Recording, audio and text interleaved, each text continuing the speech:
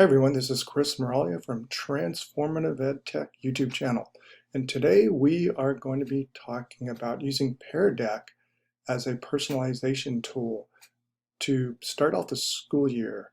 I think it's so important, especially now as we are still in the pandemic teaching phase, even though we might be going back into the classroom, that we use something to assess students. And I've talked about this in the previous video, using tools to assess students, whether it's on Canvas or in Google Slides, to assess students' needs as the school year starts.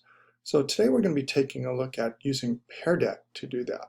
So when I start out the school year, I really want to get to know my students. I want to get, especially now as it becomes ever so apparent that knowing our students as the year goes on is so important to build those learning partnerships between students and teachers.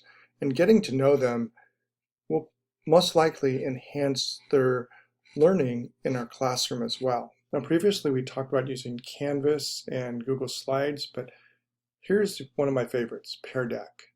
So the first slide I would use is I want to know what the best way the students learn. And as you can see, it has an option here. The three options would be by teacher discussion, group work, listening to a podcast, and or watching videos. And I would give the students this the first day of school because I want to get that feedback to them as soon as possible before we get too deep into the school year.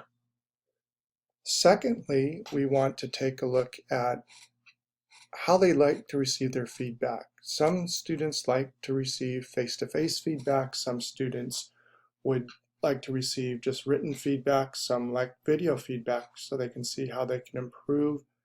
And some like oral feedback. So if you're using Canvas or something like that, you can use the oral feedback or any type of recorded device that provides feedback for whatever the work might be. But you can see here using the Pear Deck slide integrated with Google Slides, the students choose an option. And so this information is going to be compiled as we go through these various slides. You might ask, where does this go?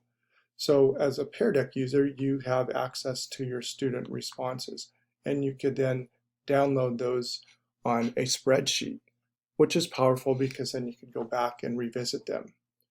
So the next question I would ask them is, how do they best demonstrate what they've learned?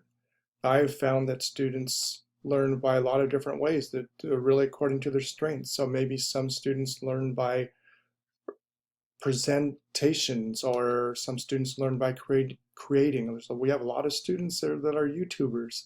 So creating videos on Flipgrid and or Adobe Spark, whatever it might be, using Screencastify.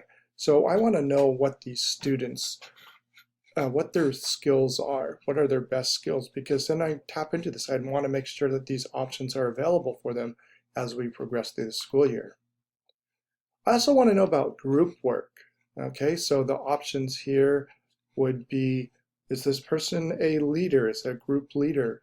Is this person somebody who is very quiet in groups, or maybe they don't even like to work in groups at all?